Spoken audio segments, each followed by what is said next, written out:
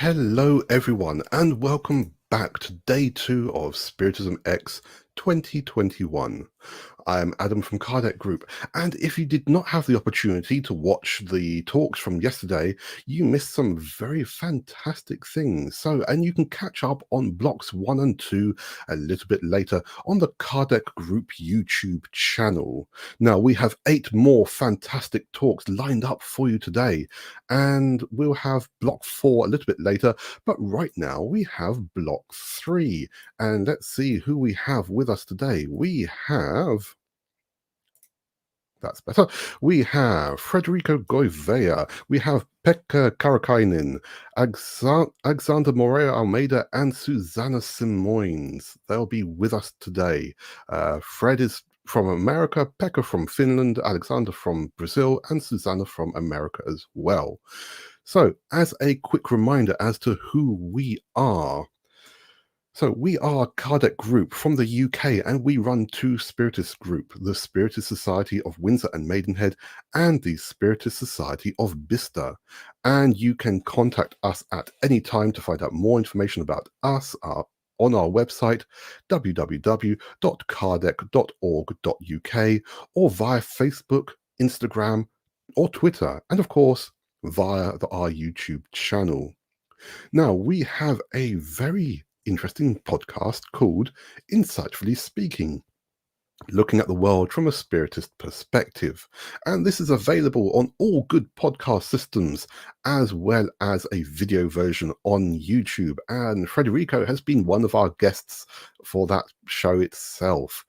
And today, like I said, we will have 2 blocks of events. Each block will have 4 talks plus a round table where everyone can send their questions to our guests.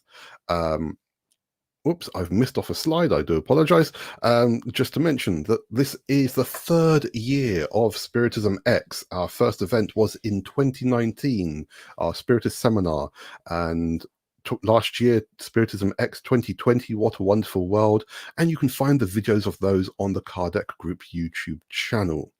Now, we love to have people interacting with us during the event, so please reach out, say hello, bonjour, ni hao, salam, whatever you want to say, and we'll get back to you and give you a shout out as soon as we can. And if you have any questions for our guests, please send them.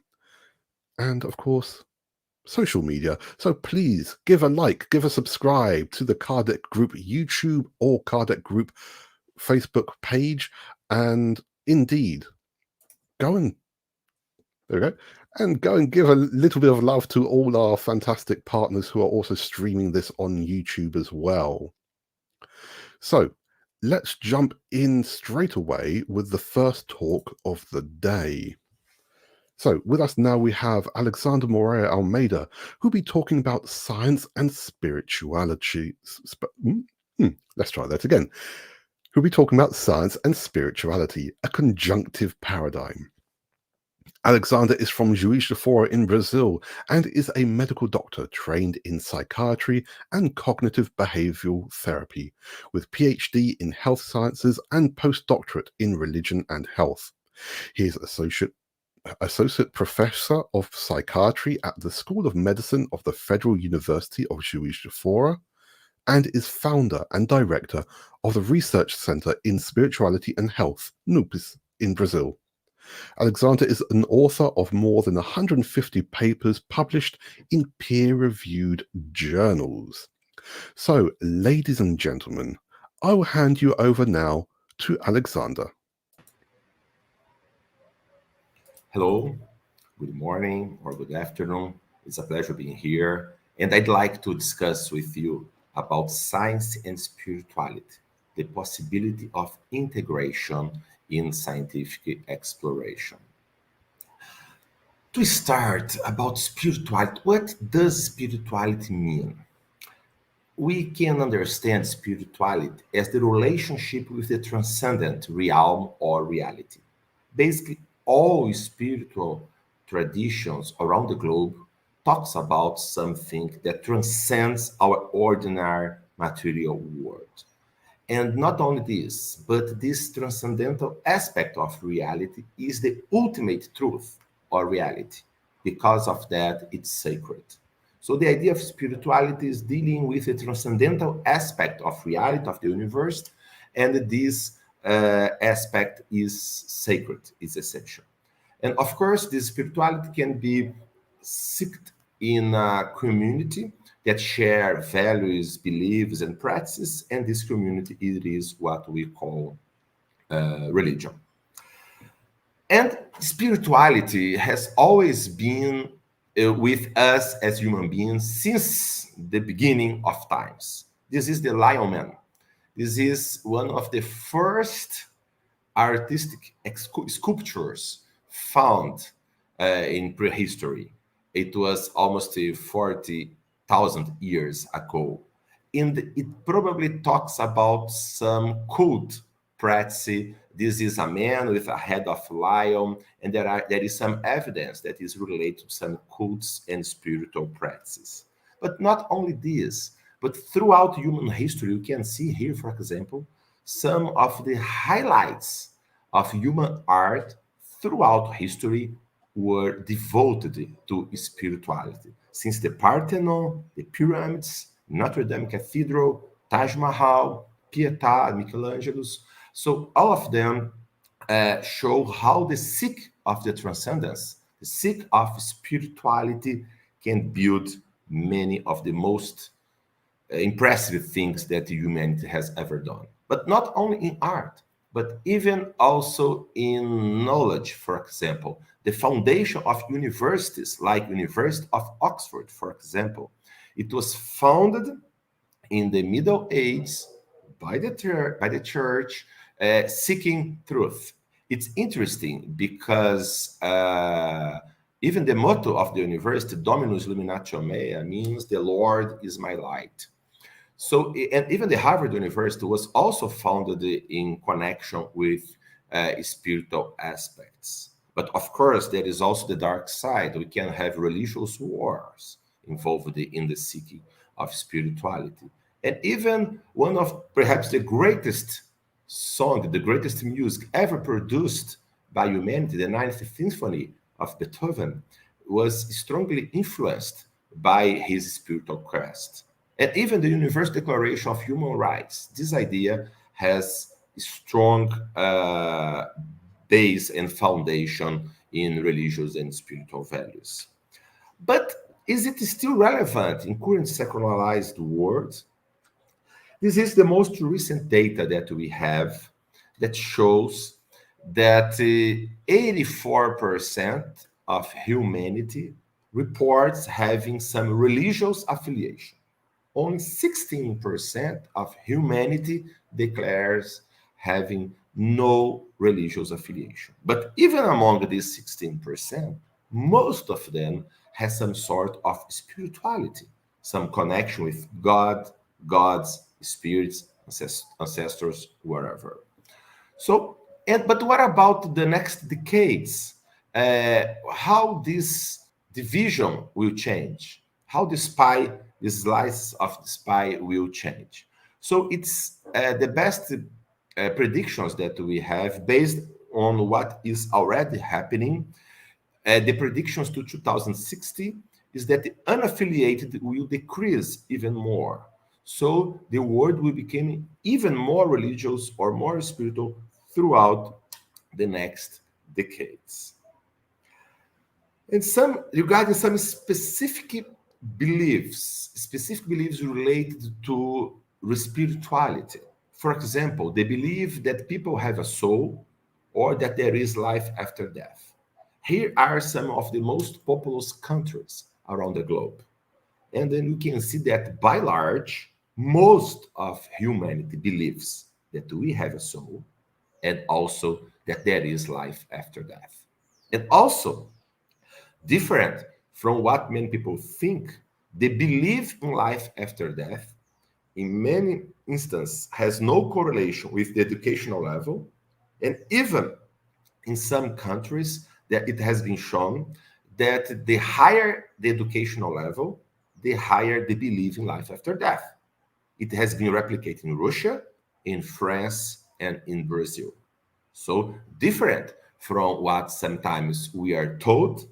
It's not true, simply not true, that the belief in life after death, for example, that is a central belief of most spiritual traditions, that this belief is just from people that has no formal education or no scientific knowledge. And it brings us to this next point, the idea, the myth of a perennial and necessary conflict between religion and science. Actually, nowadays, the best scholarship in history of science and history of science and religion declares that there is a myth, that the idea of a perennial conflict between science and religion is a myth. Okay? Just to give some example, this is for someone who'd like to go to know more about this. For me, the best book is this, published by Harvard University Press by Ronald Numbers, one of the top historians of science nowadays. The book calls Galileo Goes to Jail and Other Myths About Science and Religion. It talks about 25 different myths about religion and science. For example, that the church taught in the Middle Age that the earth was flat, or prohibited a human desiccation of corpses, or that Darwin abandoned religion because of his scientific investigations, and so on. Another very good book also is the Cambridge Companion to Science and Religion from Peter Harrison, also one top historian of science and religion, published by Cambridge. Is also wonderful. Just to give an example, contrary to what very often we have been told, the scientific revolution in the 18th and 17th century did not develop based on the rejection of spirituality. On the opposite, this is a very nice book from Rodney Stark, a very important sociologist and historian of science and religion. The book calls For the Glory of God. He puts here 52 of the top scientists, the key scientists for the scientific revolution. And he showed that from these 52 scientists, only one of them was skeptic, what was Edmund Halley. Most of them was religious, but many of the leaders were not only religious, but they were strongly religiously and spiritually motivated to perform science.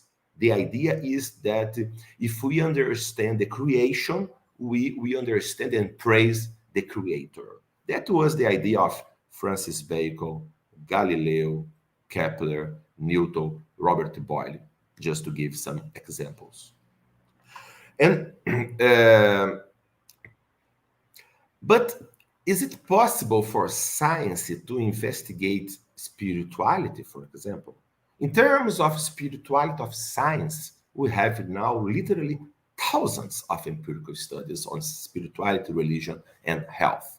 This is a book, two books published by Oxford University Press. This is a systematic review of 3,300 empirical studies on spirituality and health. And this is a very recent book that we edited, that was published a few months ago, in which where we compile the best of the recent evidence, how it could be applied in clinical practice in our life. So definitely it is possible. In general, these thousands of empirical studies, scientific studies, have shown that the higher the level of religious involvement and of spirituality, the lower the general mortality, lower levels of depression, suicidal behavior and suicidal deaths, substance use abuse, and higher levels of quality of life, well-being, and human flourish. Of course, there are also some negative impacts, but these negative impacts or negative use of religion and spirituality are much less common than the positive use.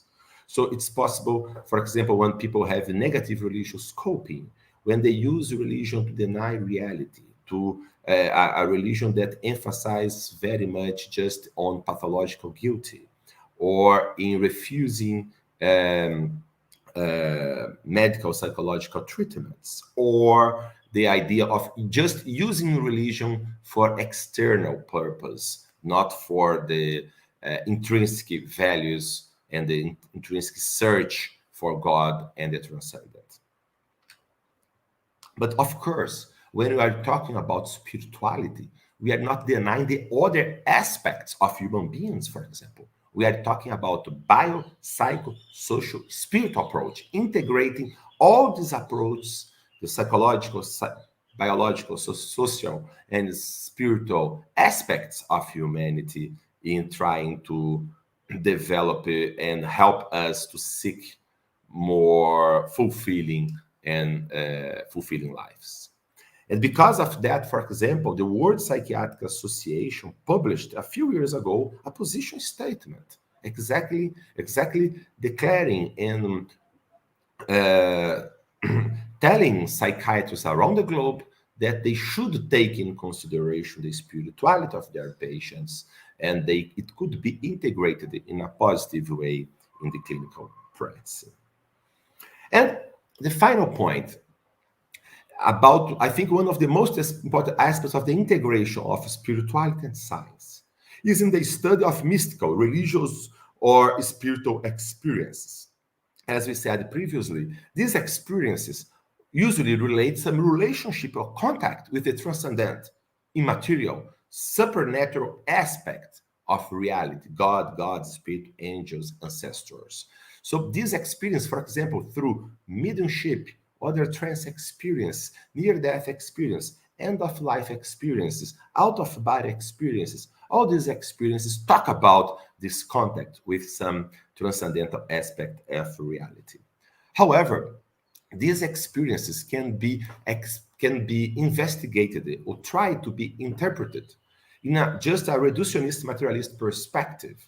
The idea that there is only matter in the universe and everything must be explained simply as nothing but these material aspects. So quite often these spiritual experiences have been ignored in scientific environment or try to explain them away as just perceptual problems or cognitive distortion, psychological needs, social-cultural constructions. Of course, this can play a big role in explaining this experience, but we should not be prohibited to consider the possibility that these religious and spiritual experiences can have ontological reality, so that they are actually talking about an actual contact with the transcendental aspect of the universe, that perhaps mind, the consciousness, the spirit is actually beyond the body and being in touch with other consciousness, other minds, other spirits. So it needs to be taken also in consideration in explanation. Because of that, we, with several other researchers who have published almost 10 years ago a manifesto for a post-materialist science. The idea of this manifesto was not to deny science at all, and even not deny the material aspect of the universe. But the idea is not to be restricted just to the material aspect of the universe, because we know that science does not imply physicalism. We propose an expanded naturalism. If you understand naturalism as studying nature in all its aspects and seeking for the rules, for the laws that reign it, so perhaps consciousness may be a fundamental, irreducible aspect of the universe that cannot be just reduced to physical aspects. So we need to take in consideration all the empirical data available and be open to radically different paradigm candidates. And for example, the Spiritist paradigm is one example that, taking in consideration the ontological reality of the spiritual aspect, and it can be explored in scientific way. So for those that are interested in going further in this discussion between science, spirituality, and health, I would recommend the YouTube channel of our research group. It's a bilingual YouTube channel, TV Noopes, that has 300 videos from many leading scientists around the globe on this subject. And here are also our contacts, where we always put new discussions and ideas regarding science and religion and spirituality. Thank you very much. Thanks for your attention. Thank you so much, Alexander, for being with us. Wonderful things, lots of things to think about. So thank you again for your time and being with us today. Okay, so, and obviously it's nice to hear the Kiskadi birds in the background there, very unique birds that people can hear in Brazil, also called the Bemchivi.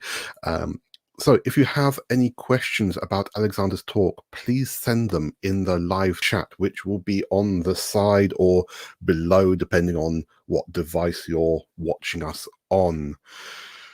Right. Let's go now to our next guest, who is Frederico Gouveia, who will be talking about music and arts, connecting to higher dimensions.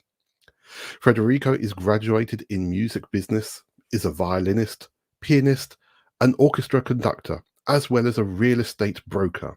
For over 15 years, he has led a group of volunteer musicians who visit nursing homes and hospitals weekly to provide comfort to patients through music and spirituality. He has been an active member of the Spiritist centers in Florida and New York, and recently started a bilingual online channel on Facebook and YouTube called Spirit Reflections. Frederico is in New York, America, and has kindly provided two beautiful pieces of music for SPIRITISMx 2021, one which we played yesterday and one which we will be playing a little bit later today. And he also has a Spotify playlist called Music for the Soul, Classical and Modern Selections. Ladies and gentlemen, I'll hand you over now to Frederico.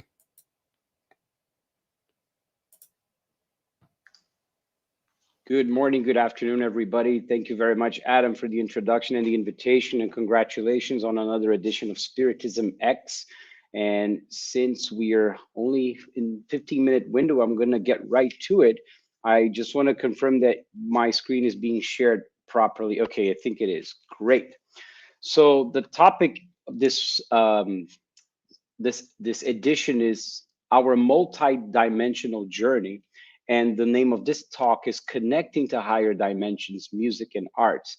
And as Adam just said, I prepared a Spotify playlist with about 250 selections from the last 400 years of Western classical music, both instrumental and choral music, which provide a great synthesis of some of the most beautiful pieces of music composed by composers everywhere in moments of great inspiration and, shall we say, active mediumship, so that we can really commune with those sounds and let those sounds transform us.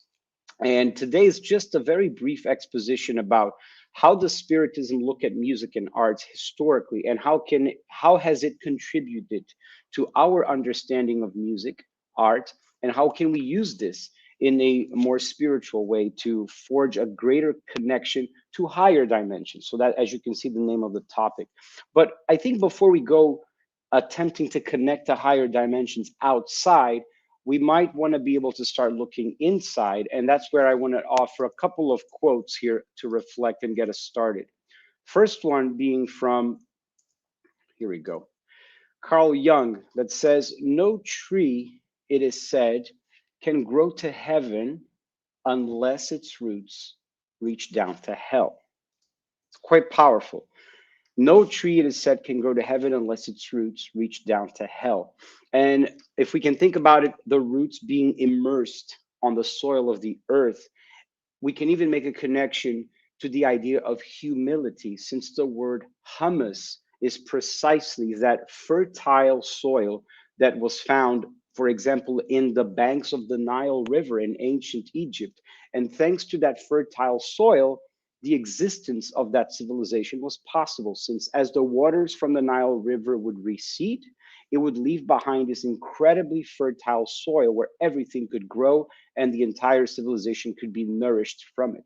So this notion of humility, when we are in humble alignment in our hearts, it's a fertile soil for things to grow, to prosper, and to flourish. So these roots have to reach down to the hell inside of us. And by hell, that means the shadows, the places we don't have the courage to necessarily face it and discover and deal with it.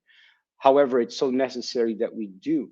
And as this connects to art and expressions of art, we will see that this is the core of our creative potentiality. Since this topic has to do with multi-dimensional journey, this is one of many dimensions of our being, connecting with this creative power, which is a nuclear power plant that we have inside of us, which, by the way, is also connected to our sexual power. And Freud was able to recognize that in his study of psychoanalysis, and he would go to influence artists all over the world to depict and express through art this power that we have inside of us, connected with our unconscious, the subconscious. And related to that, there's Oscar Wilde. Since this is an event being hosted in England, I thought we need to mention Mr. Oscar Wilde, one of the smartest, most brilliant minds of the 20th century. I love this quote about sex. He says, "Everything in the world is about sex, except sex. Sex is about power." Now that goes really to the heart of our connecting to the beauty, the power of art, and expressing feelings, sensations, and emotions through media, whether it's music, whether it's spoken word, poetry, whatever expression. This connects with this creative power. And we've done a great disservice to ourselves when we've separated sex from everything else creative in our world.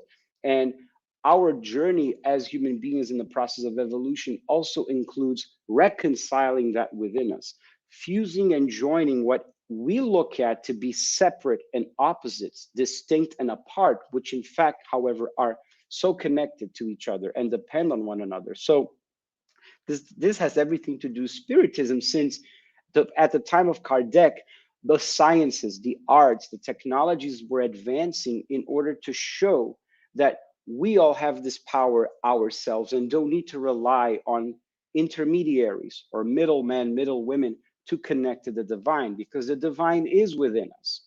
And so this is a great movie that Mel Gibson and Sean Penn star, which talks about the creation of the very first dictionary of the English language, The Professor and the Madman. If you haven't seen this movie, check it out. It's a great flick. And it shows the incredible saga that these men endured in order to compile the very first dictionary in the English language. And the English language being so universal, it had influences and etymologies and sources of words from all over the world. And it was their job to trace the meanings, the history, the transformations that the word went through in order to get to the current usage at the time. And it's really cool because one of the hardest words they were able to trace its origins was exactly the word art, A-R-T. And in the movie, they finally get to the etymology, the root meaning of the word. And what does that mean? The root of it is fire, to incinerate. So when we hear the word arsonist, it is to burn. So it is connected to fire. And it's incredible. Professor Alexandri just mentioned Beethoven in his lecture now. The epitome of Western classical music, according to many philosophers, is his Ninth Symphony, an ode to joy. And he takes the words of Friedrich Schiller, very famous poet in Germany, and begins the ode to joy in the Ninth Symphony by saying, we enter into this heavenly sanctuary drunk with fire. Again, this notion of fire, art. So it's this connection of the ability we have to spark a fire within us, using our creative powers, channeling the energy that we have, which is this nuclear power plant, which is capable to light up a whole city or create a nuclear holocaust, depending on our free will and use of it, and depending on how we direct that energy through a moral compass. It can light up a whole town And that is what Christ reminded us, to let our light shine so that others can see your good deeds and glorify your Father who is in heaven. This is in the Sermon of the Mountain. So what if we could be able to spark a fire inside of us using the power of our creativity and use the medium of art as a tool, as a vehicle, as an outlet to express our most cherished and sacred feelings and emotions so that others can commune and partake of this divine sacred fire through our experiences. In the Medium's book, Kardec has a very curious passage. It's in chapter 14 of the second part, item 169, when he goes to an opera in Paris. The opera is Oberon by this composer, Carl Maria von Weber. And as you can see in the dates, he had long passed away by the time Kardec went to the opera. And Kardec goes to this opera accompanied by many mediums. And the mediums report to Kardec what they are seeing on stage. So as the opera is unfolding, the mediums report to Kardec that there are many spirits behind the artists on stage, making fun, mimicking, having a good laugh. There are also other spirits in the audience that are close to the audience members, and it's almost like they're trying to get into their business to see what they're doing and try to distract them. And then there's other spirits that look like they are there for higher intention and more noble purposes, until they're able to identify the soprano, the main singer. They see that she has a guardian angel, a spirit guide, who's there watching over her.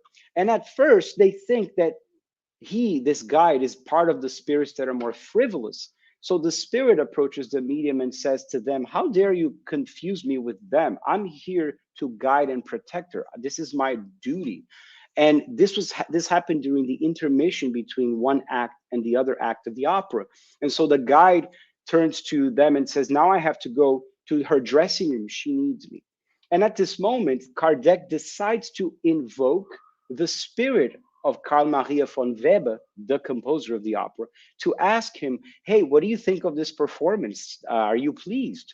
And Carl Maria von Weber, as a spirit, responds, "It's not so bad, but they lack inspiration. They are weak. The performers sing, but that is all." Then he says, "Wait, I will try to infuse them with a little of the sacred fire. I will infuse them with a little of the sacred fire." And neither Kardec nor the spirit goes on to explain what is the sacred fire. All they say is that they see the spirit or Carl Maria von Weber going on top of the stage and hovering above the singers. And it seems he emanates something that flows from his spirit that envelops all of them. And at that moment, it is night and day, the difference between the singing intensity and the energy, the way they were singing, night and day. Suddenly they come alive and they sing with much more beauty and expression. So another reference to this sacred fire. What could they be possibly talking about? Right? Other than this incredible powerhouse we have inside of us, this creative expression, creative force that we have. And as I was mentioning, at the time of Kardec and a few decades after him, psychoanalysis, psychology would develop so much, and Freud, Carl Jung would influence the work of so many artists, including the surrealists, who created an entire movement of art wanting to explain the dream states, wanting to get at the communication between the physical and the spirit realm. A lot of artists all over the world at this time, 1920s, 1930s, 1910s, were doing seances in order to evoke the presence of spirits so that they could paint with the help of these spirits, communing with these spirits so that they could use their mediumship to imprint on the art more meaningful expressions of spiritual beauty. And this is an example of a painting by Remedio Varos, which is depicting a moment of conjunction, which is a concept in alchemy, which means the union of two polar opposites, male and female, hot and cold, night and day. When we can unite and fuse these forces within us and have them be operating as one, then we can march ever faster and with more ability to higher and higher realms. And so when we say connecting to higher dimensions, what we are really need to start doing is more and more going inward, going to the source of our creative power, which is more connected to our earthly chakras in the lower parts of our chakras, and allowing that to be channeled through artistic expression, through the consumption of elevated music, poetry, art, have a closer connection to those things so that we can help purify those feelings and expressions. And in doing so, we are able to commune with higher dimensions. We are in a society in the 21st century that's very geared towards practical utility. I will do something and spend my time on something only if it yields a practical purpose and if it's utilitarian in its nature and it's objective. So we need to be able to take a step back as we evolve in humanity and not necessarily spend our time just focused on those activities, but to be able to allow the inner artists that we all are, not just specific group of people that are artistic because they are more talented, but be able to recognize inside of us where our true artistic nature lies, explore that, discover that, give ourselves the time every day to work with our inner artists and express it, whether it's through singing, through writing poems, through writing stories, through painting, playing an instrument, whatever means we want to use, but not be so much worried about the result, the byproduct. When we look at a performance of orchestra musicians in a famous concert hall, we're looking at a product. We're looking at an end result. That's not what I'm proposing. I'm proposing that we go through a process, and the process itself is important to allow us to discover ourselves more through the use of art, the connecting of this sparking of this fire, as the word truly means, art, fire, to incinerate, to burn. And with this, be able to connect to higher dimensions as we're going through the process itself. And I will stay here for the roundtable and would love to have your questions and answers. And thank you very much for your time. Thank you so much, Frederico, for being with us once more. So let me bring up Frederico's card, because I forgot to show that before. So Frederico will be with us for the round table. If you have any questions for him, please make sure you send them via the live chat. And of course, any questions for about Alexander's talk as well. There we go. I'm sorry for forgetting to show the card beforehand. Right. So we're halfway through the talks. So we need to go now just to have one last look at, well, sorry, not last look, another look at the Kardec Group High Five campaign. This is a campaign that fundraising campaign we started last year, which many of you should be aware of. But for those of you who are new to knowing about Kardec Group, here's some information about it. So this campaign has been set up to help two groups in Brazil. Grupo Espírita Sheila in Salvador, run by Florencio Anton, and Instituto Multidimensional in Curitiba, run by Daniel Rossi, are non-profit organizations which support their local poor communities in Brazil. Both of these groups work to provide various activities, educational care, social care, things such as food bundles, which we know are really important, baby boxes, housing, so many things, some kinds of support which these people can't normally get from anywhere else. And during this pandemic, we know that the needs have been increasingly high and the number of donations have been low and the general resources have been much lower than normal. So these guys work really hard to support their respective communities, and we think it's only right that we try to help them if we can. So here at Kardec Group, we just want a little bit of support. So if you can spare 20, 10, or even £5, so we're talking about the price of a large, a medium, or even a personal pizza. That's how you can equate it. Or maybe tea and cake or coffee and cake for 3, 2, or just one person. That's all we're talking about. We're not talking about a fortune, just a small amount. That's all it takes, because if everyone were to donate a small amount each month, then these two groups will have everything they need to make sure that children are off the streets in safe activities, that families can put food on their plate, and that people can have a secure home to live in. So please come and help us at the High Five campaign. For more information about this, to see how to donate through us or to donate directly to them if you have an account in Brazil, you can go to our website, which is www.kardec.org.uk/high5, the address that is there on the screen for you. So it's high five, HIGHFIVE.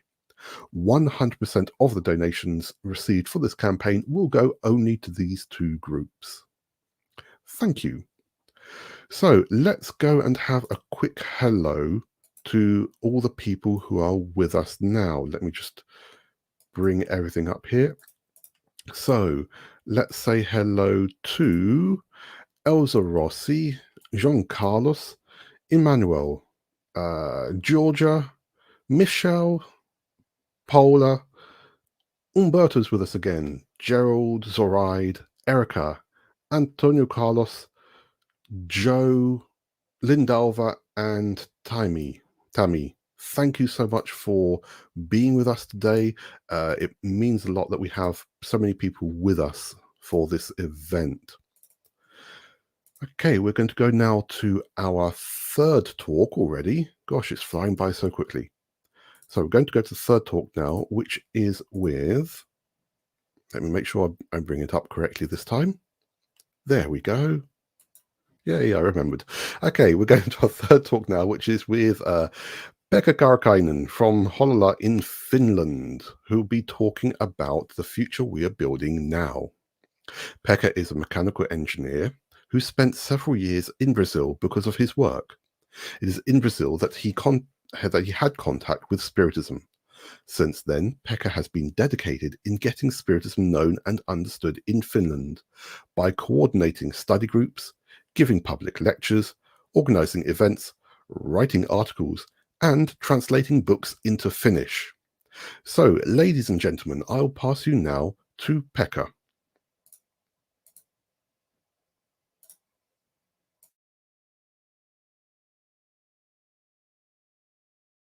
Good afternoon for everybody, and thank you for organizer to having this possibility to talk about this interesting subject, that the future what we are building now, and actually where are we going. And I go directly to the topic. So I make some questions. Maybe there is some questions which are quite interesting for some of us. So, do you have some friends or relatives who have been feeling insecurity or hopeless when they think about the future? How about, have you found right words and arguments to lift them up? And do you think that what is coming is some kind of chaos? Or is there actually coming something, a new order? So these are questions which has been or have been in my mind, and I hope that we can find some lights for them during the following moments.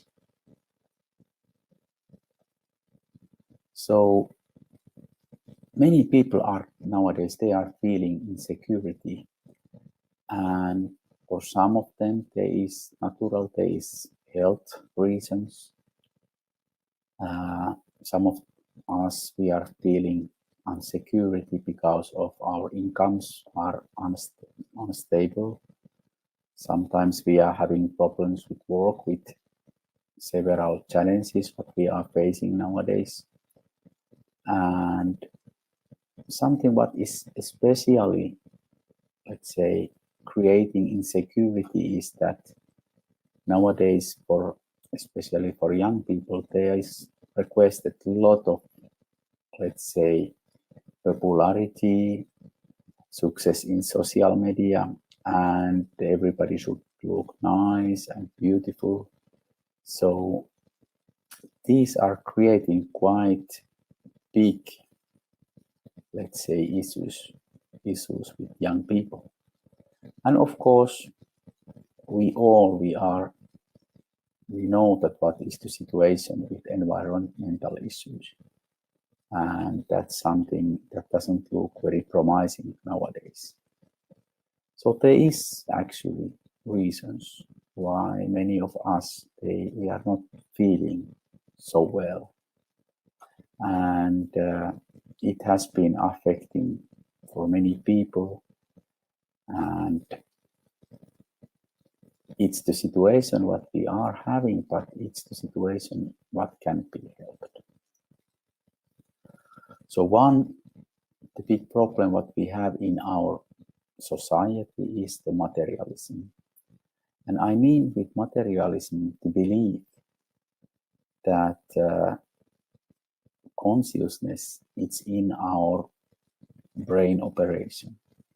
So that since our brain operation stops, so it means that everything stopped for human being. There is nothing else with that. And nowadays we know, based on reincarnation studies and also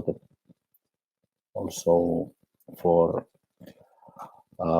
near-death experience studies, that that's not true. It's simply belief which has been created based on materialistic beliefs. But the danger of this belief is that it's taking purpose from life. So if we don't get in our mind anything else in future than death, and everything stops after that, then we are in very complicated situation. So nowadays it's very common also this lack of understanding regarding life and the purpose of the challenges what we have to face. And also the unknown after the death, it's also creating fears.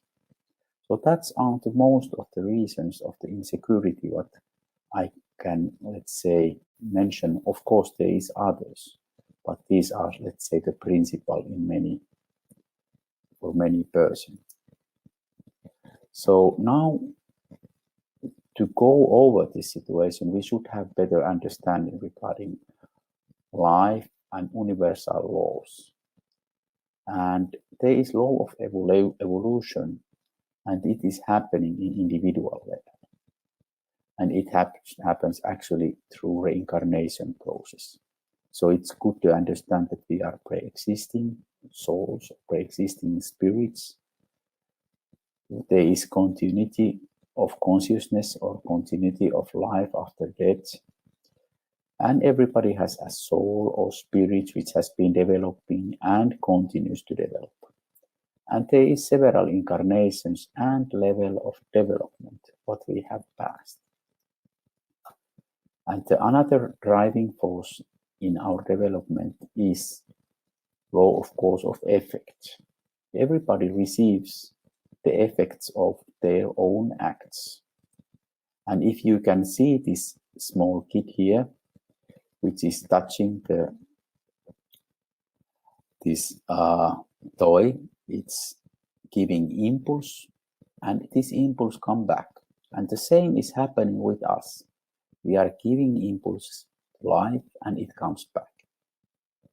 And it depends on us what kind of impulses we are giving, then we can get these impulses back. And in our inner development, we are having two kinds of development. One of these developments is intelligence. We learn new things. We increase our, let's say, intellectual capabilities. But also we are increasing our moral capabilities, our moral development. And it means the understanding the right and wrong, make good deeds and less to do the bad deeds. And that's something what is actually important for our future happiness. So this was in individual level. This is something what concerns to you and me and for everybody who are living here. But then we can go have a look for in collective level. And in collective level, we can see that there is also law of evolution. And this law of evolution, it concerns actually whole planet. So planet is also having evolution. It's having evolution as a moral basis, and it's related on its inhabitants. So as soon when inhabitants of this planet get morally evolved, then we can consider that this planet gets more evolved, because every single change, it reflects to the environment. So every good impact or good impulse in moral point of view, it gives resonance outside, and then it will continue. So nowadays we are living in that kind of situation in this planet, that we are coming from one evolutionary level to the another level, next level. And it is like, let's say, reform in house. So this planet where we are living now, it was before, it was even worse, we can say. And now we are in this reform phase, which is here in like progress. And during this reform phase, it's a quite complicated situation. There is different kind of obstacles what we have to live with. But after that, we will get very nice, beautiful house where we can, let's say, continue our life better. So we are in this middle phase now, and it's understandable that when we are going to this reform, we have some inconvenience with that. So actual period, what we are now today, if we think about in collective point of view, and this, let's say, last 2 centuries, there is huge intellectual and technological development. Our, in collective level, human intelligence and technological level has been increasing. It's huge development. But unfortunately, the same has not happened with the moral development. So we understand that nowadays, unfortunately, our planet, we are using a lot of money, which is not helping too much actually. And our values, they are almost related to money and successful life, which is practically calculated to level of money and popularity. And this is something what's very easy for us. So if we think about how the income is variating, so if I remember correctly, close to the 10% they are, let's say, or 20% of the population, they are consuming 80% of the whole population. Let's say all income is coming for them. And it's leaving so many people in very bad position. And we are using a lot of, let's say, consuming different kind of things which are created in many cases with child work. So that's the way how we are living. And another thing is the education of our kids. Because the education of the kids, it's also making the difference what is the future. Because if we understand the point of reincarnation point of view, sometimes these kids, they may be our grandfather or something like that, or they will teach our grandfather. So we have to think about our kids, our future with them. And unfortunately, many times we are not paying enough attention with our kids. So there is some examples, but everybody can see and we can pay attention with that. So also what is typical for actual period where we are is that most of us, we are driven by instincts. and there is survival instinct, there is instinct of species preservation, and they are not actually they are not promoting high values, because if we get more money, it's egoism, it's essentialism, and these are actually the things which doesn't rise us too much in a moral way. So actually, what are values, what are desirable today? That's something what we have to understand. What means that people are successful? Is it money? Is it status? Is it popularity? Or is it something what is really inside of us? That's something what really needs to be, let's say, taught. So what's happening now is that our world, we are having situation that when we die, so that is some of us, based on the way how we have been living and acting, we will continue in this planet. We will kind of have the next life in here. But these which are not developing as we should, they will have the next incarnation in some another level of world. And that's something what will happen. And it's based of the syntony. If we are not attuned with higher level of development, we are going out from that. So how will I survive this? Which kind of world I will incarnate next time? And how about my children, my friend, my spouse and relatives? These are questions which are rising up quite often. And somebody asked that, okay, am I really right place? And I can tell you that yes, this life offers to you the possibility to reach a lot of good deeds. And you are invited to participate in this work. And it is privilege to be here and have the possibility to see this period with incarnated eyes. So our children, our families, our friends, they need positive examples, this positive impulse, and this will help them during this period, as well we. So it's worthwhile to search for life, greater meaning and understanding beyond our earthly life. And I'm sure that if people start to look, you can find it. And find your way to keep yourself spiritually well attuned. Nobody can't recommend enough prayer. Pray and develop prayer, because it's not something what you can go to sleep and you will almost fall asleep. You can do and concentrate and put your heart on that. And what more you can do with your heart, that more you can see the effect. Elevating books and audiobooks, they are so easy. Audiobooks, they are very nice. You can hear, you can listen. Whenever you can do traveling to go to work, going back to work, you can do it. And they can elevate you. And nowadays, this gospel is more valid now than ever. It's the moral content of this book. It's amazing.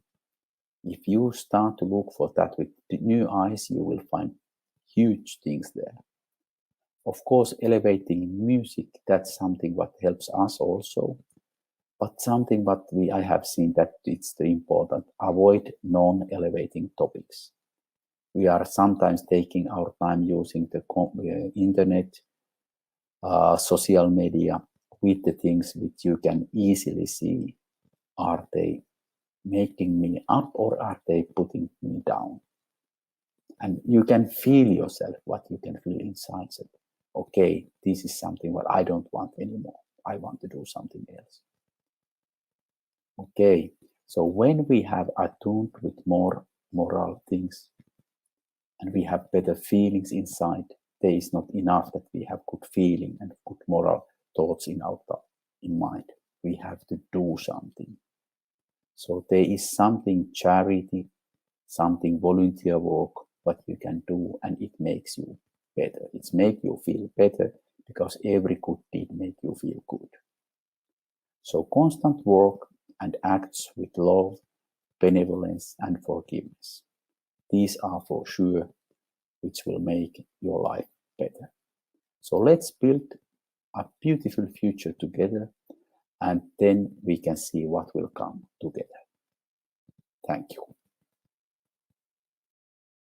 Thank you so much, Pekka, for that really wonderful talk. It's, I think, again, everything today is flowing so well together, and the need of action, the need of reflection. There's a lot that we've got to be talking about in our roundtable, I think, and we've got lots of questions coming through. So if you have any questions for Pekka, for Frederico, Alessandra, about any of their talks, please send them via the live chat. And honestly, our question list is building up quite quickly. So we are going to go now for... Where are we going now? Yes, we're going to the last talk of this block. So, yes, we are... That's the one. We are going now to have a talk with Suzana Simões, who will be talking about charity as a means for self-discovery. Suzana is from Miami in America, where she is a doctor of physical therapy and works as a director of rehabilitation for the program of all-inclusive care for the elderly in Miami. She is also one of the founders of the Conscious Living Spiritist Group in Miami and is also a member of the Spiritist Conversations podcast. Ladies and gentlemen, I hand you over now to Suzana. Hello, everyone. Good morning, good afternoon. Thank you for joining us today in this attempt to understand our multidimension journey. And one of the important aspects of this journey is the aspect of self-knowledge. In question 919 of the Spirit's book, Allan Kardec asked the good spirit, what is the most effective means for improvement? And the spirit's answer to Kardec was, know thyself. It is self-knowledge. So self-knowledge is the most effective means for improvement. But the journey of self-knowledge, the journey of going inside, is quite often an arduous one. And I'm going to bring back the quote that Fred used in the very beginning of his talk by Jung when he says, no tree, it is said, can grow to heaven unless its roots reach down to hell. I love it. And it goes hand to hand with the idea that I'm trying to bring, that this journey inside to get to know oneself, it is quite arduous. And it is so because most often for us in our level of development, the trip has as a pilot our very dysfunctional ego. And the ego takes the front seat as we drive within as a very hard judge, a judge that makes the travel that feels quite often inadequate, full of guilt, and full of shame. So this is why it's so important that we add the component of charity to this journey of self-discovery and the work of self-knowledge that is so vital for our growth and our enlightenment. So let me take a step back for a second, just to touch a little bit about the idea of love. When I think of life, I think of love. From its beginning to its end, everything in life speaks about love. So if we think about our Creator is infinite intelligence and infinite love. So we are created from God's love. Our essence is the image and the likeness of the Creator, and therefore we can say that, relatively speaking, we two are intelligence and love. In addition to that, our final destination is for us to be able to manifest the love that is latent in us today in its unconditional way. In the entire journey from the moment we were created to our final destination is about learning to love. So Spiritism also tells us that without charity, there is no salvation. And in Spiritism, we understand the word charity as love in action. So without this love in action, there is no way we can save, meaning there is no way we can find peace, we can find harmony and happiness within ourselves. In question 866 of the Spirit's book that talks about charity, the Spirits remind us that charity embraces all relationships and that charity also has the power of diminishing the distance between two persons. So when we think about relationships, we go back to the maximum that we have for us, which is to love God above all and our neighbor as ourselves. So improving our relationships starts with us. It is quite important that we learn to love ourselves, because the way we treat ourselves, the way we deal with ourselves reflects in the way that we're going to deal with our brothers and sisters. And the more we can be loving with our own selves, the more we'll be able to see and to love our neighbors. And through this connection, we are also connecting to the Creator through its creators. So the beginning of this journey, it starts with oneself. And it is through this journey of self-knowledge and self-love that we will transform this world and make this world a better place. It starts by loving ourselves, and this will teach us or allow us or change the nature of our relationships with our brothers and sisters, and will help us to establish a much more fraternal and embracing world for ourselves and for the future generations.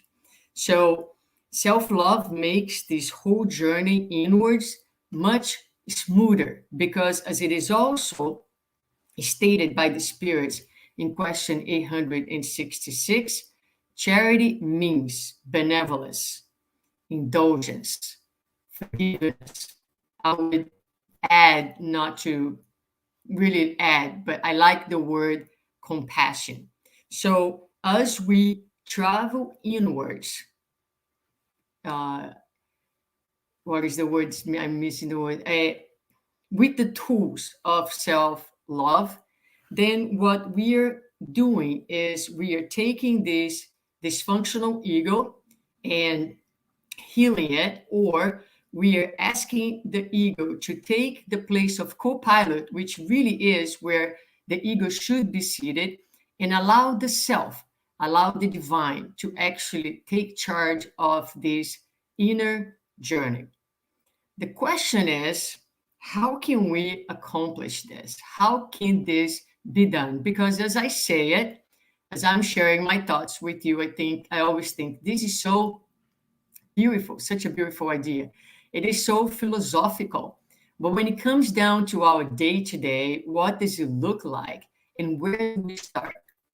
So when we think about the journey within towards self-knowledge, there are some elements that are very important and that will help us to get there in this more loving way.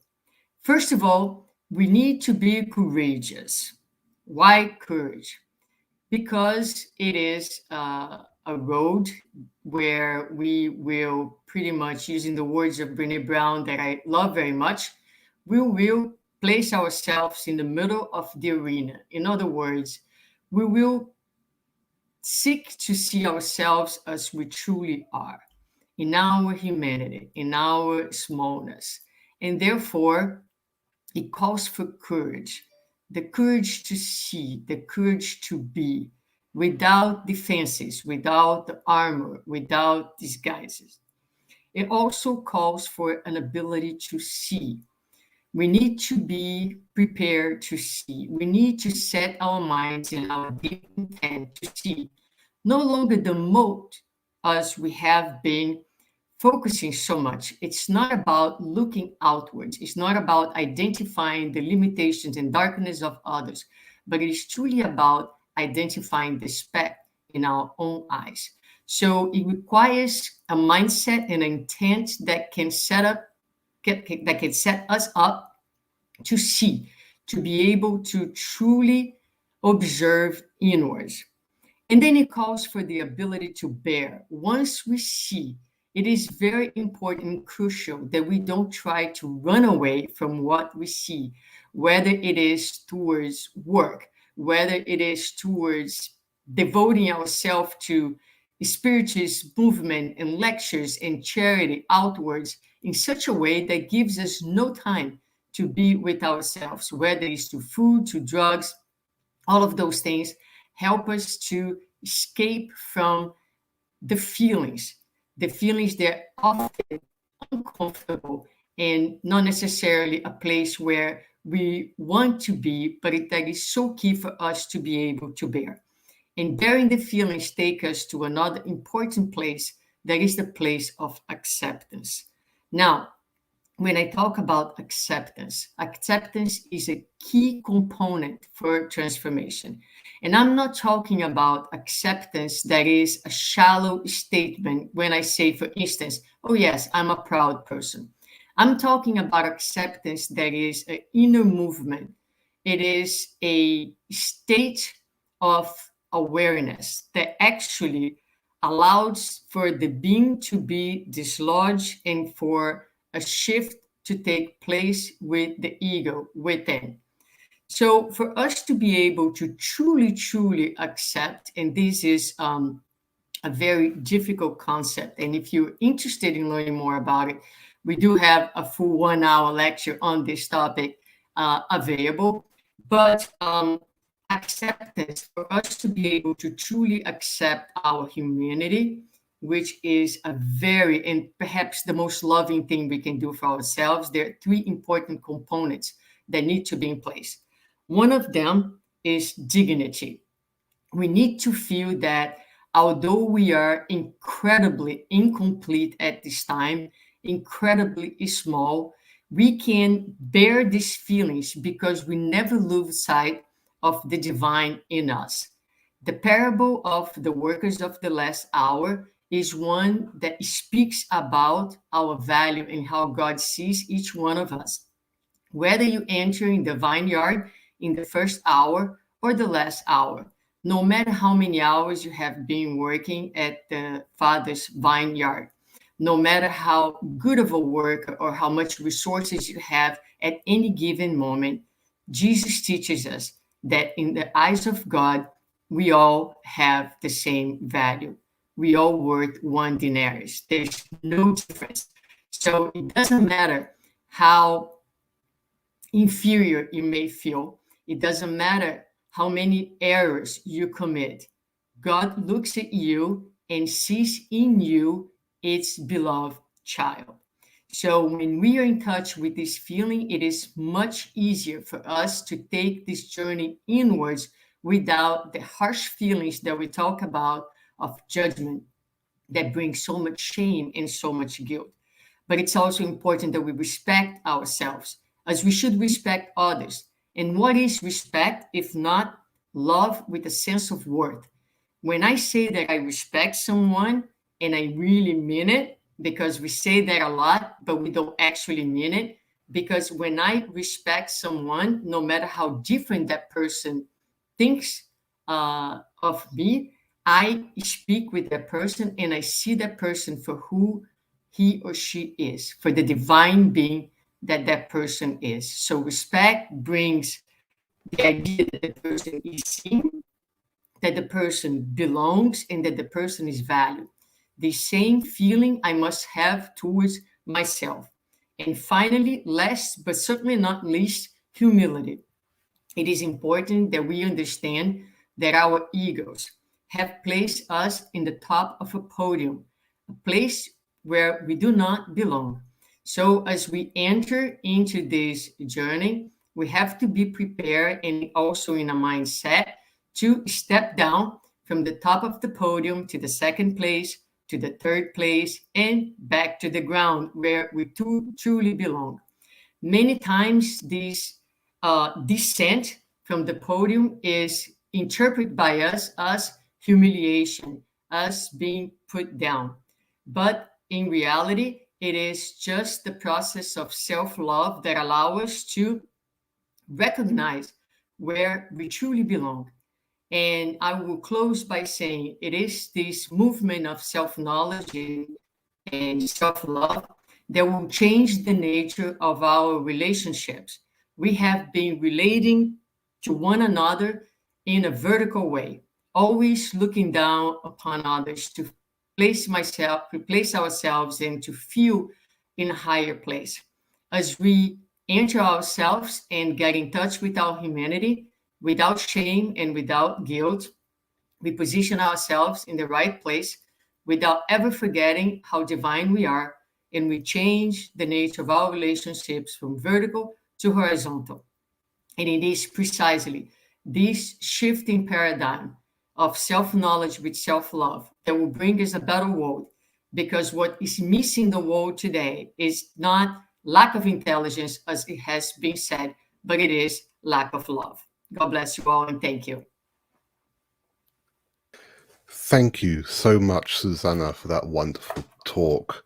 We'll come back to you a bit later for the round table. So, ladies and gentlemen, if you have any questions for Suzana, for Frederico, for Pekka, or Alessandro about their talks, please send them now in the comments. And we do have a few questions, but I think we can manage a few more. And don't forget to say hello. Let us know where you're watching from, because we still have quite a few people watching with us who haven't said hello yet. Right. It is now time, ladies and gentlemen, for another prize draw. Yes. So all those people who signed up in advance of the event and selected to be entered for the prize draw have put their names forward to win a bundle of Spiritist books. So if your name is selected, please let us know in the comments that you are watching live with us. If you don't let us know, then we will choose another name in a moment. So let us bring up the little magic spinning wheel. There we go. Are we ready? Drum roll, please. Let's spin the wheel and see who's going to win the third bundle of Spiritist books. And the winner is Marge Christina Marcondes. So, if you are watching with us live, please let us know via the live chat, or please let us know somehow that you're actually watching live with us. So, please contact us as soon as you can, just to confirm that you're watching live with us. We'll leave that name up just for another moment. Okay, so Marge, if you're watching live with us, please let us know. Okie dokie. So we are going to go now. While we wait, we're going to have a little musical interlude. And as I mentioned before, our good friend Frederico, who's with us, has provided two pieces that we've been sharing through the event. And the piece we're going to be playing now is called The Hudson, composed by Ola Gjello, who is a Norwegian composer and pianist currently living in America. Now, this piece is performed by Frederico on violin and Yara Gouveia on piano. So please sit back, relax, while we listen to this wonderful piece of music called The Hudson.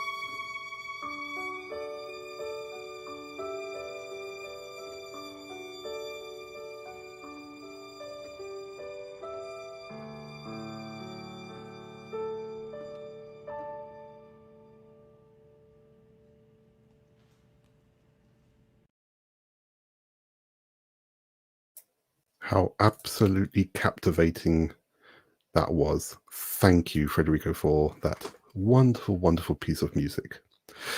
Okay, we have not heard from Marge, so we're going to bring up the little spinner again. So, technical team, if you press the blue button on the spinner, click the blue button, there we go. Now we can bring it back in.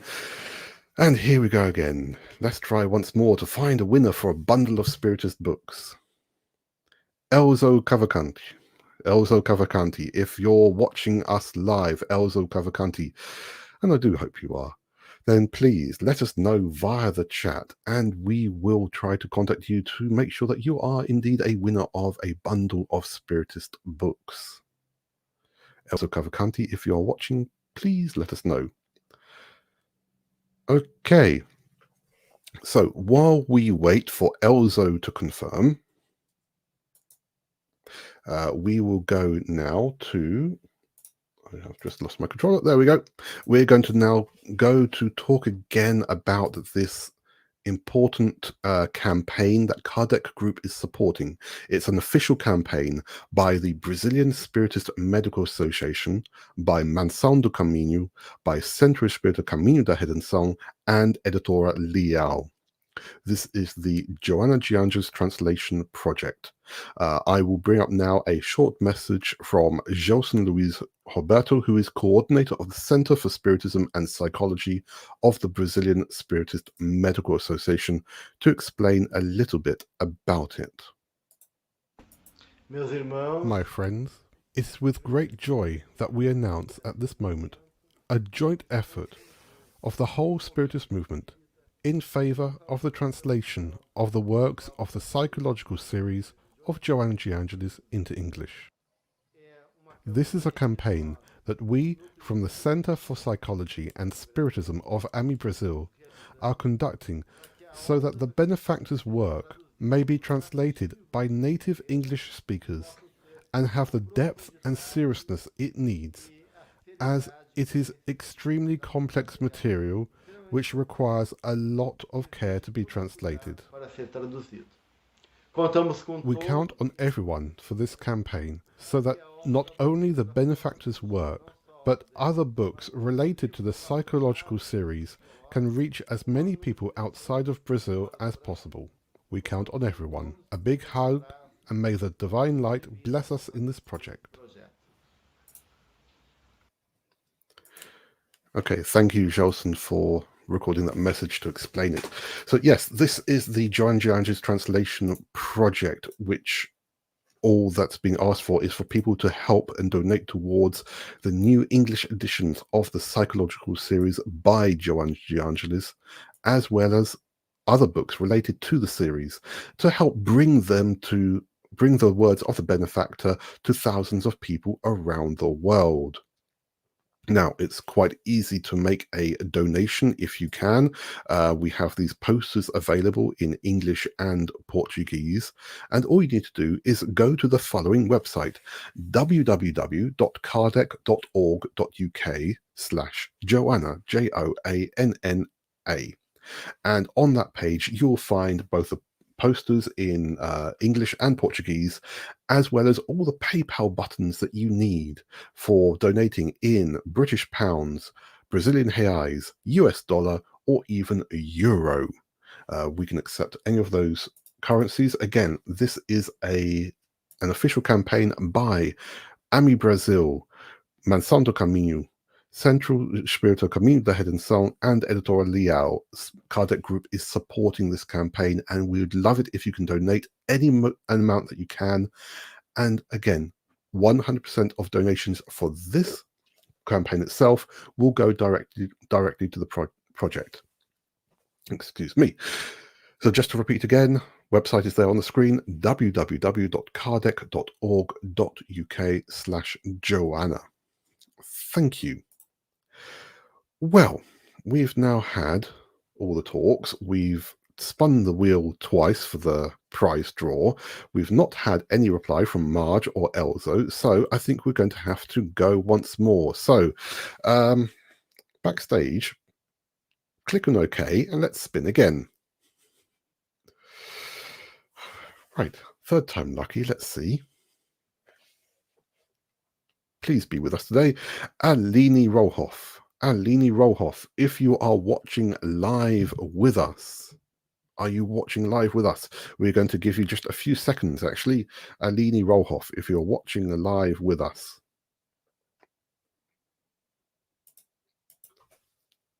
We'll wait just a moment more. Alini Rohoff, if you're watching live with us, you have potentially won a bundle of Spiritist books. I do not think that Alini is with us. Shall we roll once more? Production. So last time that we're going to spin this today, well, for this block. No, we know that Elzo isn't watching. So let's try another time.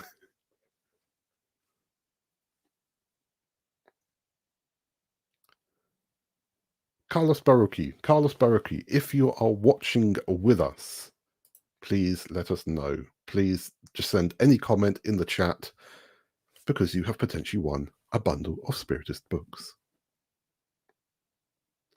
Okay, I think we're going to move on now. If we have no reply, then we might spin the wheel again later. So, ladies and gentlemen, it is now time for our round table. So, let's welcome back our guests. Let's welcome back Frederico Gouveia, Suzana Simões, Pekka Kaarakainen, and also Umberto Schubert, as unfortunately Alexander is not able to take part in the round table right now.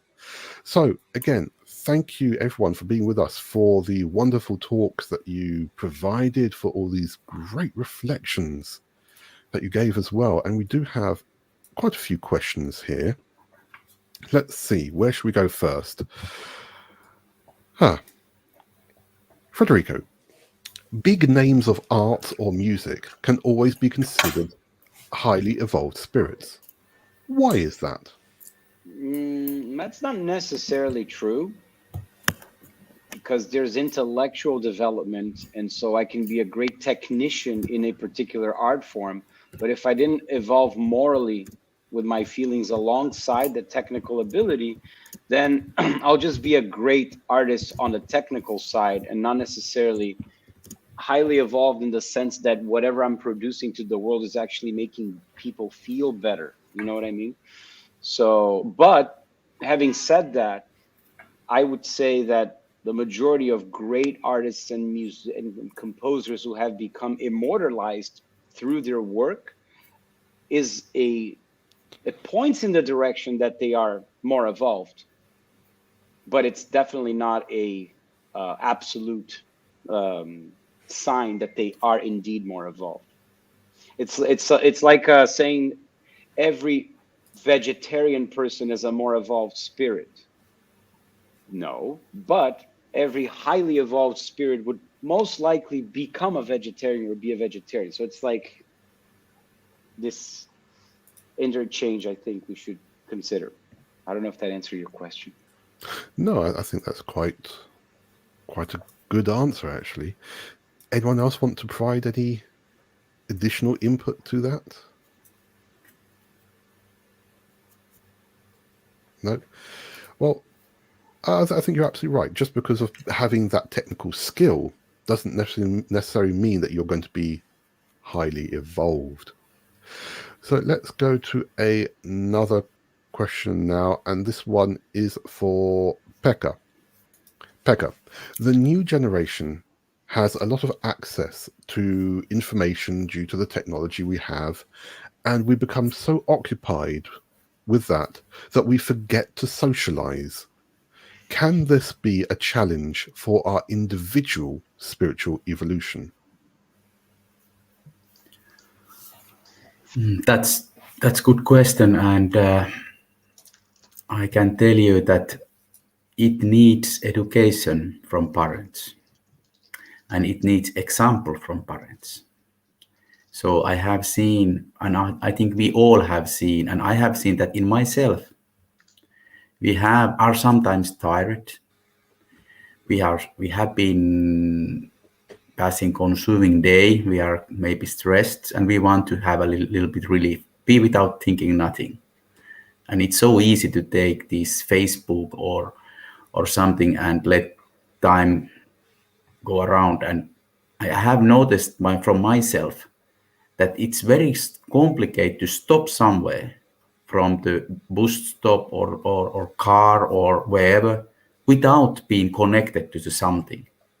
It's sometimes very complicated to be somewhere and without doing nothing, and let's say listen yourself. And I noticed that from myself, and I systematically started to do something with that.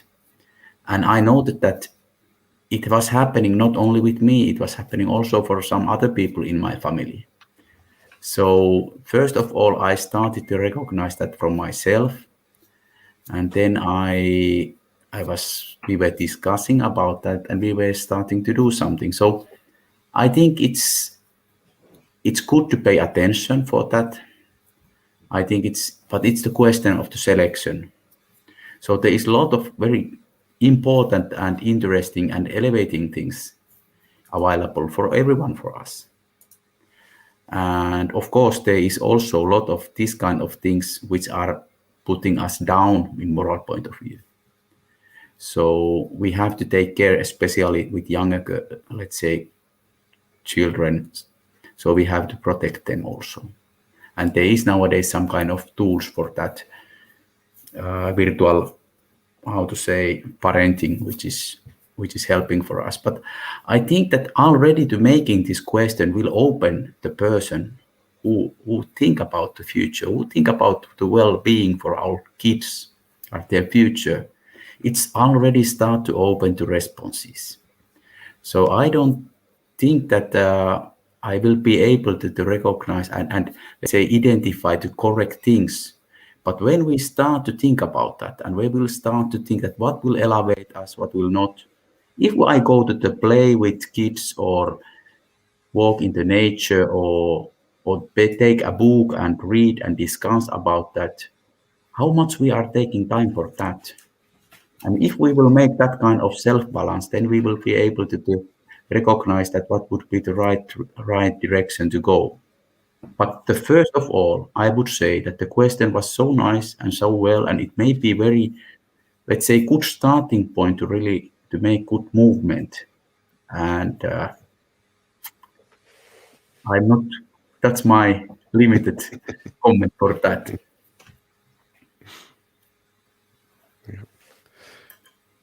No, thank you. Any other reflections from anyone? Please jump in at any time. And in fact, does anyone have any questions for each other about their talks? No, not at the moment. Okay, that's not a problem, because we still have quite a few submitted by our wonderful audience today. So, no, thank you, Pekka. And exactly, we have to find those enlightening things, find that way, especially to educate children. And I think this past year and a half now, 18 months, 19 months of COVID, many people have perhaps forgotten how to socialize a little bit, but perhaps we can explore that a little bit later. Suzana, why is it so difficult, and why does it take so long to improve ourselves, even knowing and accepting our behaviors and attitudes towards someone or situation? What can we do to speed up our self-improvement? Is it just a case of loving ourselves? I think what you can do to speed up the process is not to be anxious about it. And to understand that if you read the Spirit's book, you will see the evolution is indeed a very slow process.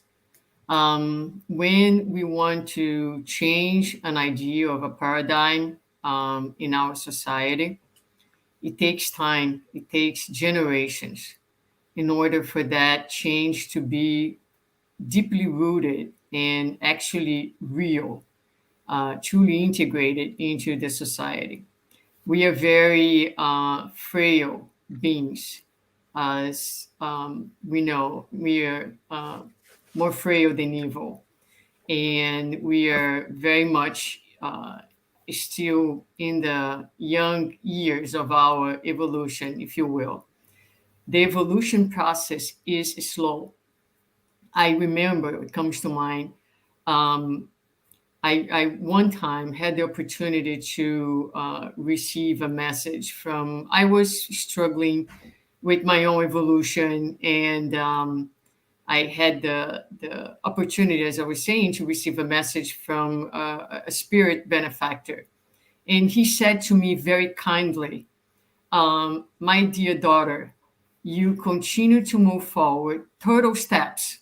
But the good thing is that we are all moving forward, and that is just the pace. It takes a long time for us to change anything inside us. I like to say that the only miracle that Spiritism truly believes is the miracle of self-transformation. In order for us to transform ourselves, it takes a long time. It takes many times, and this is what sometimes we fail to understand. It is a long process that is done through trials and errors, and a lot of times it takes many falls, it takes many mistakes for us to gather enough inner momentum to actually be able to transform. Because transformation is not about knowing intellectually things. If it was about that, probably all of us here, including the ones who are listening to us, would be in a better place. Why aren't we? Because the fact that we know all the things that we know, unfortunately for us, does not make us a better individual. It makes us only instructed individuals. And there's another question in the Spirit's book that talks precisely about that. We have like to think that we are civilized beings, but we have only passed the first phase of civilization, which is the acquiring of intellectual understanding. We have yet a lot of work to be done. We're only going to be considered civilized when selfishness and pride are no longer part of our society. So, as we can see, it's important that we integrate this understanding into our minds. We're coming from a very ignorant place of meaning not knowing, in a place of a lot of distance from God. And that generates a lot of frailty. So, yes, we have progressed intellectually very quickly, but there's a lot of healing to be done.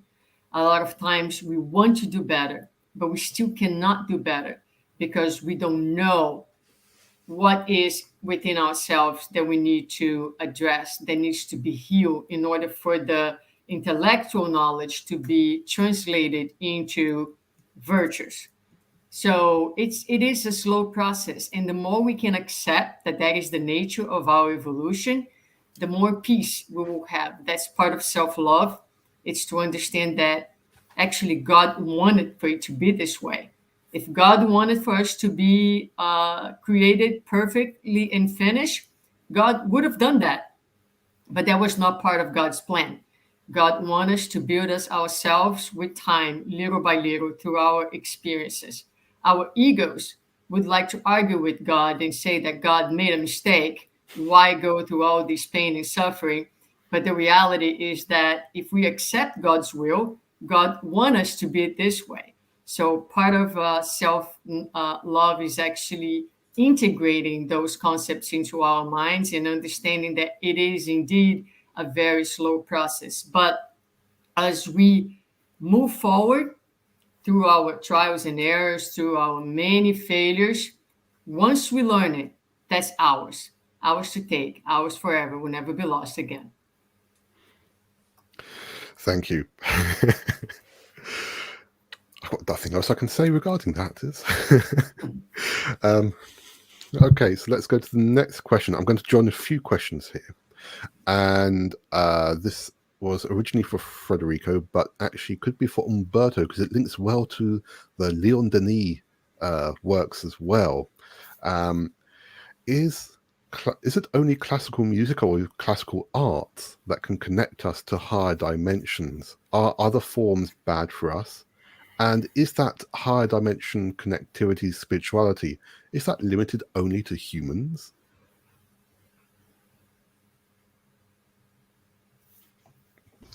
I'm sorry, was it for me or for Fred?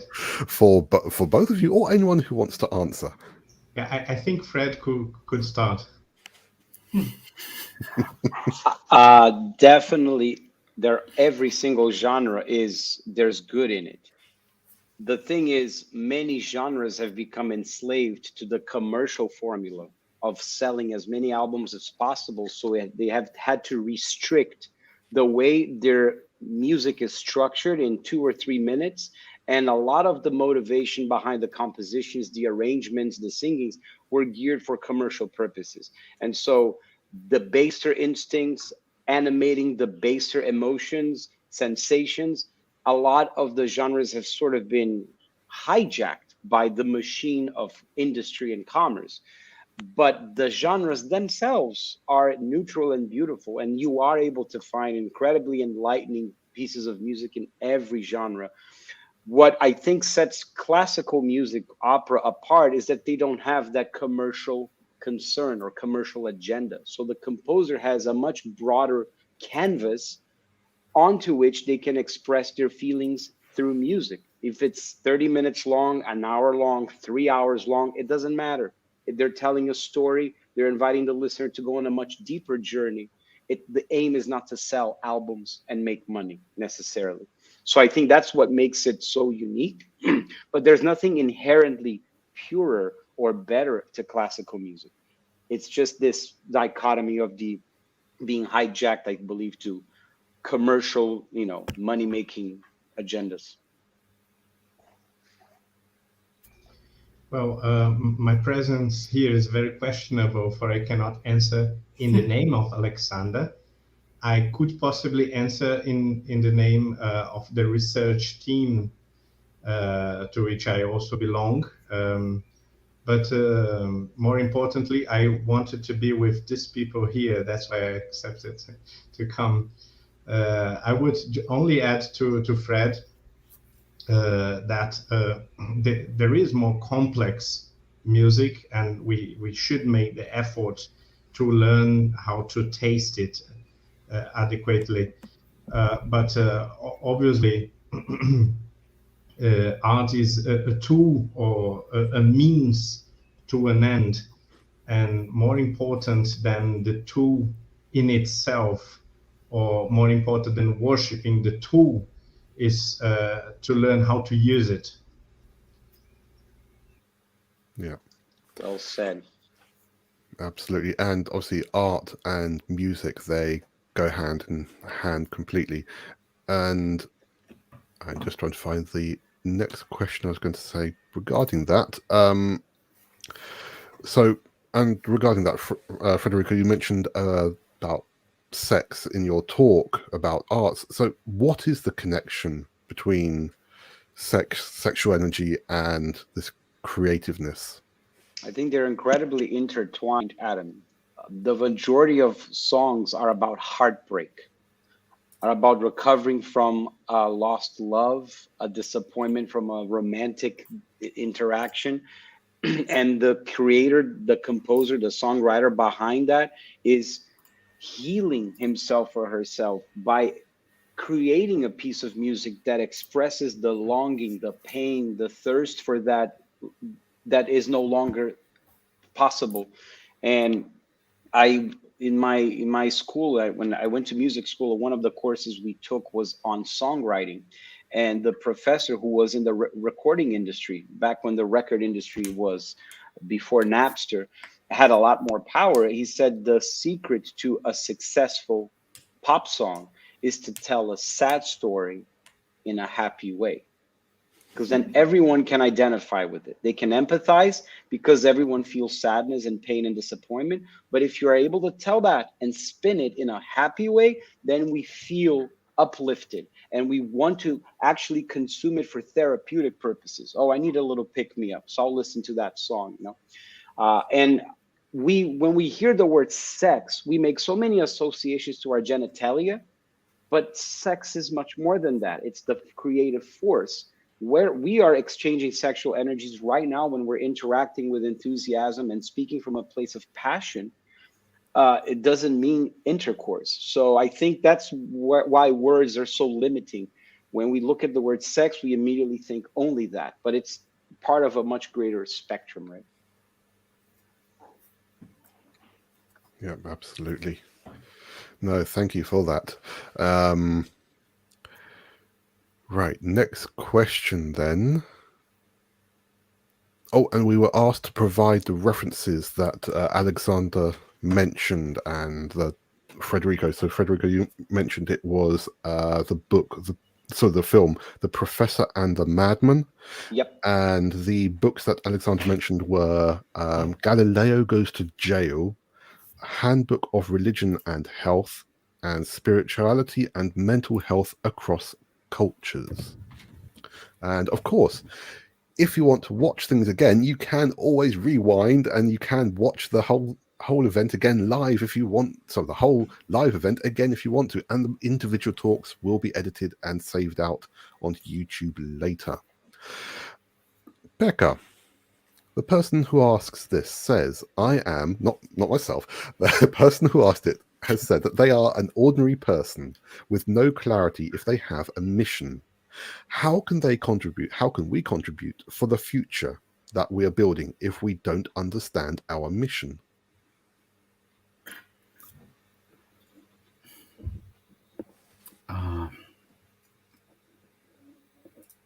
Mission. We all have mission. I'm father. I have mission. I'm son. I have father and I have mother. I have mission. It depends on the concept what you give to the word mission. But I believe, and I have understood when I'm reading the books of Spirit's book, there is chapter 2, which is incarnation of spirits. There is purpose of the incarnation. It's the first part of the chapter 2 of Spirit's book. Then we have chapter 6 is spirit life. And there is one part of this chapter is the choice of the trials. And if we look this part of the Spirit's book, then we start to get some kind of understanding why we are here and why we are in the situation and circumstances where we are now. So we understand that we are nowadays incarnated over 6 billion incarnated here. So we are having different kind of missions. We are living in different kind of environmental conditions. Here in Finland, we are having negative temperature in Celsius. Maybe in Brazil, the situation is different. So we have to understand that we have all our different kind of missions, but we can look around of us and we can look to the person who are closest to us. Often people are getting understanding about the high missions and let's say elevating the humanity to the next level. So typically they are not knowing about that.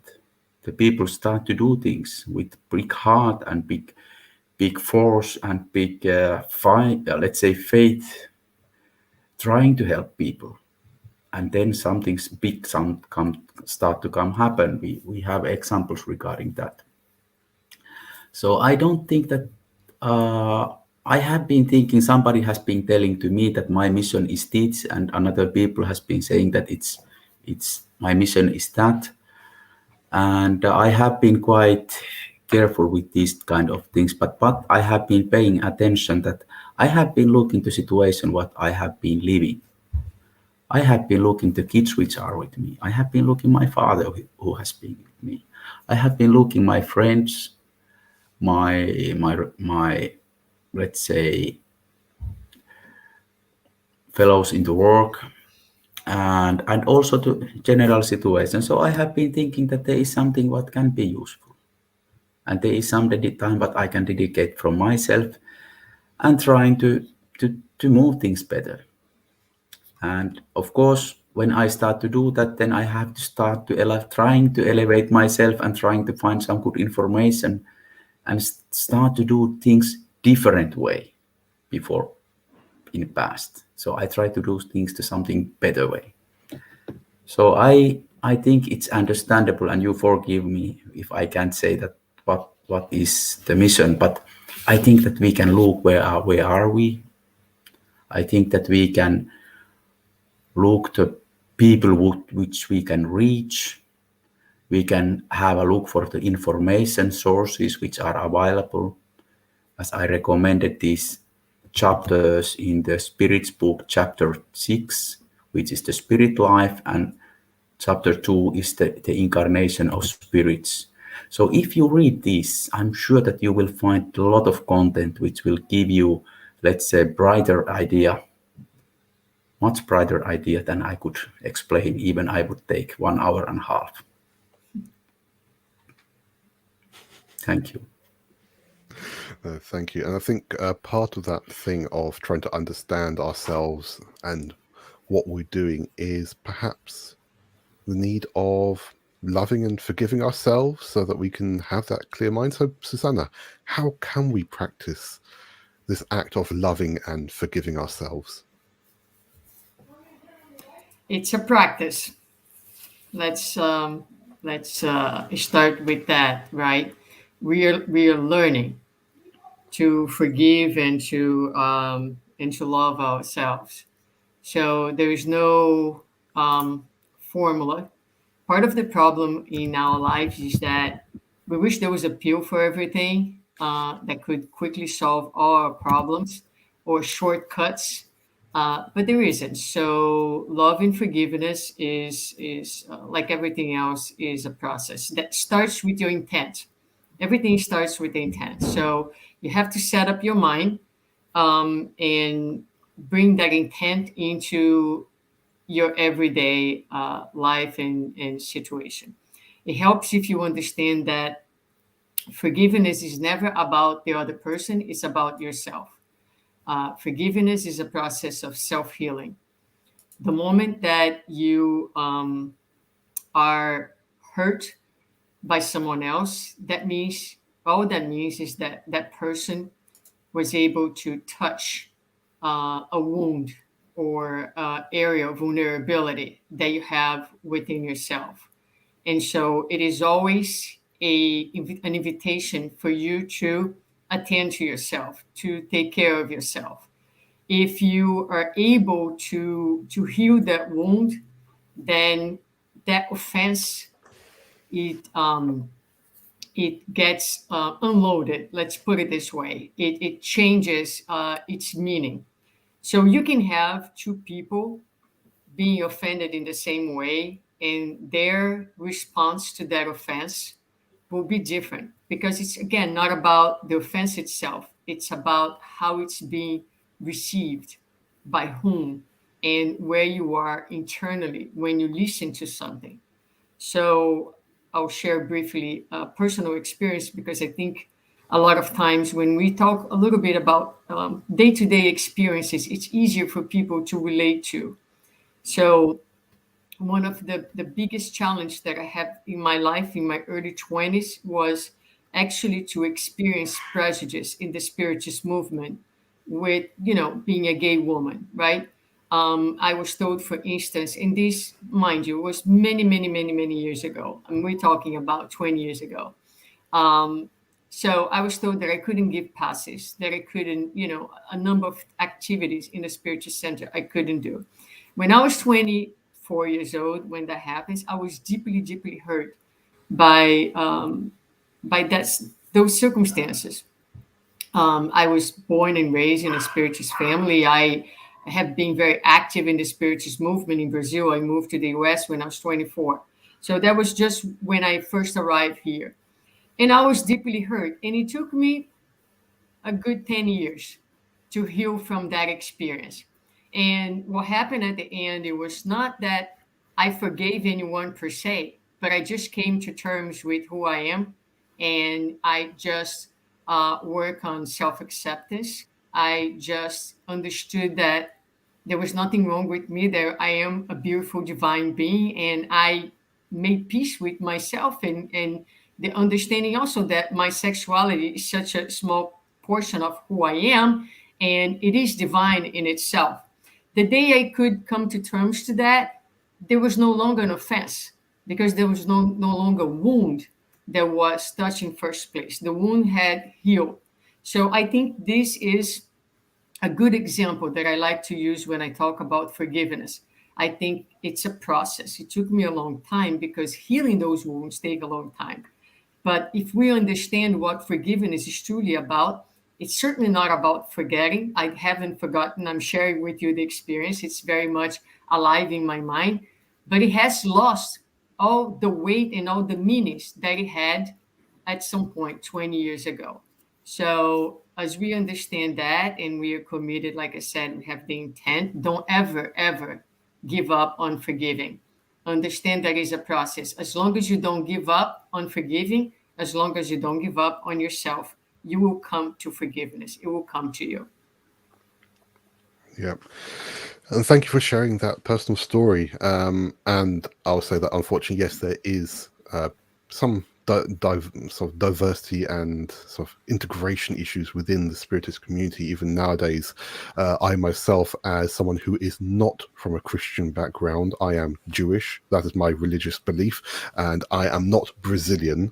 I have, even being one of the few native British group directors here in the UK, I have faced a bit of prejudice from other people because of that fact. The fact that I'm not from a Christian background, I have sometimes received issues because of that as well. So I think if people actually read all the books by Kardec and understood this wonderful message of love thy neighbor as yourself, which has been around for about 4,500 years, then perhaps things would be a bit better.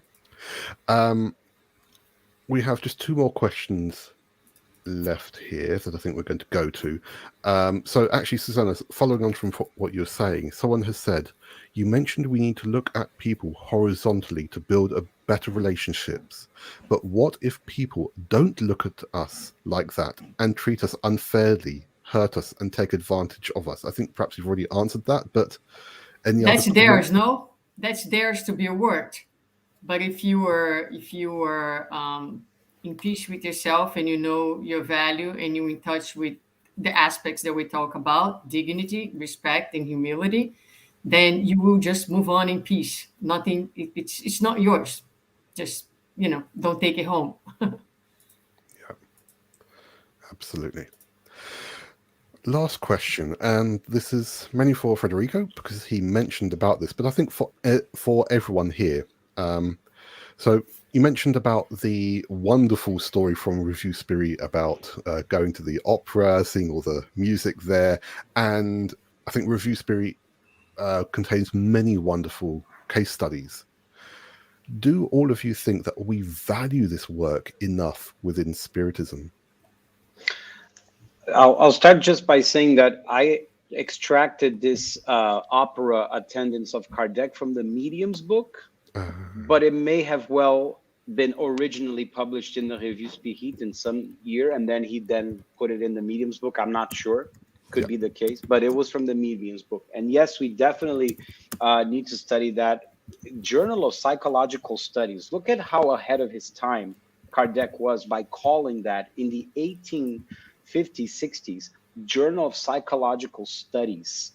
And it's almost like the behind the scenes of the Spiritist doctrine, of all this scientific experimentation, hypotheses, trials and errors, and such a lively interaction of what ifs and possibilities that were so openly presented and discussed without any prejudice or bias, that I think we definitely could use a little more of that today. So yeah.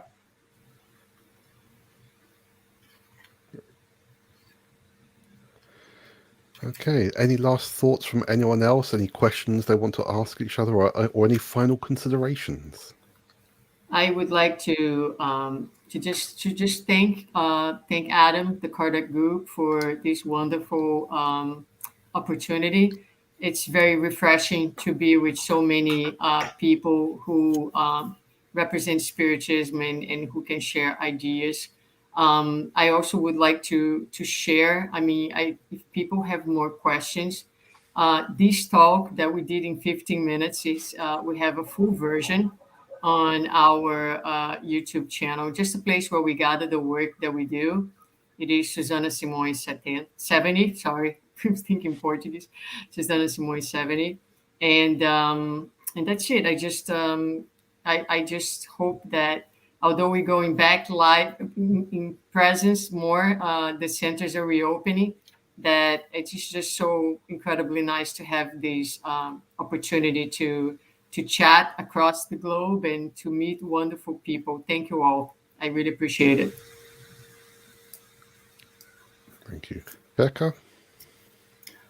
Well, I would like to also say something that there is you, Adam, and there is also Paul, and there is some other people who has been working hard to make this event happen. So first of all, I would like to say thank you for you and congratulations for also for other team, which is not actually nobody can see here, but I can tell you that it's hundreds of hours what these volunteer workers are doing. So it's good to everyone for us to recognize that. And if you have one and you have 1 minute time, so pray for them and let's send good energy for them. And secondly, I think that the latest question were quite good, that regarding this inspiration what some artists are getting. And I think that it can be also, let's say, reflected in bigger picture. So some of us, we are authors in some artists. There is Umberto and Alexander. They are making important research and study in university. They are also some way inspired in the spirits in their own activities. Same like as you, Adam, you are inspired. Same like you, Suzanne, you are inspired. And everybody who is looking this program, we are inspired in our different tasks what we are doing. So let's take a little bit small moment, pray and ask that whatever we will do, it will be well done. And I'm sure that it will be much better done than with good intuition, with good inspiration. So Adam, thank you for possibility to participate this nice event. And it has been so pleasure for me to get involved with this. Thank you, Pekka. I do certainly hope that I'm inspired from time to time. No, thank you. Very, very kind words. Umberto, anything you want to bring to us? No, I only have to thank you for inviting me as a feeble substitute for Alexander. And again, as in many events, I just learned a lot. Thank you. Thank you. Well, that's it. So let me just say once again, thank you to Frederico, Suzana, Pekka for the talks, for Alexander for his talk as well, and Umberto for your contributions here in this round table. I'll put you now all backstage and I'll come and talk to you just after the event. So let's say goodbye and thank you once again to them. Let's see, 1, 2, 3, 4. Right. We still don't have a winner for a bundle of books yet, so we're going to go once more, one final time, see if we can potentially find a winner. Production, please spin that wheel. Round and round it goes once more. 5th time lucky. Claudia Rocha. Claudia Rocha, if you are watching with us, please, please, please send us a message in the comments. Let's hope that you're watching with us. Rocha, if you're watching with us, please let us know and we'll get back to you as soon as we can. But, well, I think that may be it for now, actually. Let's see. Nope. Okay, so let's just say thank you once more to our guests this block, which have been Alexander, Frederico, Pekka, and Suzana, plus Umberto. Thank you for being with us. Thank you to all the people who've been watching. Oh, we still have a few names we didn't say hello to.